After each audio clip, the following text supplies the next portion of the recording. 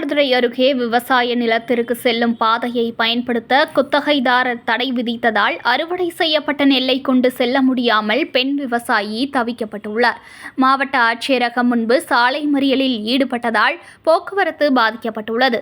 மயிலாடுதுறை மாவட்டம் மயிலாடுதுறை அருகே அகரக்கீரங்குடி கிராமத்தைச் சேர்ந்த ஜெயலட்சுமி என்பவருக்கு சொந்தமான 7 ஏக்கர் விவசாய நிலம் மறையூர் வடிகால் வாய்க்கால் அருகே உள்ளது. இந்த வயலுக்கு செல்வதற்கு தனியார் டிரஸ்டுக்கு சொந்தமான நிலத்தின் வழியை ஜெயலட்சுமி பயன்படுத்தி வந்தார். டிரஸ்டுக்கு சொந்தமான இடத்தில் குத்தகை சாகுபடி செய்து வரும் தயாளன் பாதையை பயன்படுத்த ஜெயலட்சுமிக்கு தடை விதித்துள்ளார். இதனால் இரு தரப்பினர் இடையே மோதல் ஏற்பட்டு சட்ட ஒழுங்கு பிரச்சினை ஏற்பட்டு வந்ததால் கடந்த வருடம் பிப்ரவரி மாதம் அமைதி பேச்சுவார்த்தை மயிலாடுதுறை கோட்டாட்சியர் அலுவலகத்தில் நடைபெற்றது.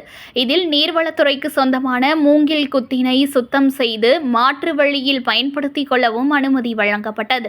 இதனை தயாளன் ஏற்றுக்கொண்டதால் பிரச்சினை முடிவுக்கு வந்தது. இந்த நிலையில் விஜயலட்சுமி 7 ஏக்கரில் குறுவை சாகுபடி செய்து மாற்று வழி பாதையை பயன்படுத்த மீண்டும் தயாளன் எதிர்ப்பு தெரிவித்துள்ளார்.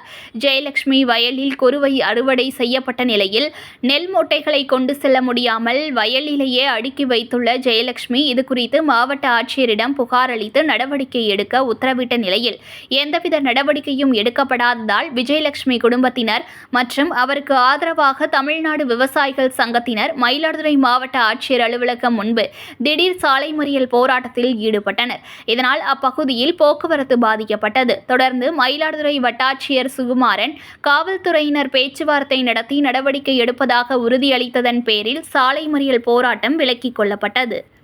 செய்திகளை உடனுக்குடன் தெரிந்து கொள்ள லைக் பண்ணுங்க, ஷேர் பண்ணுங்க, சப்ஸ்கிரைப் பண்ணுங்க, மறக்காம கமெண்ட் பண்ணுங்க.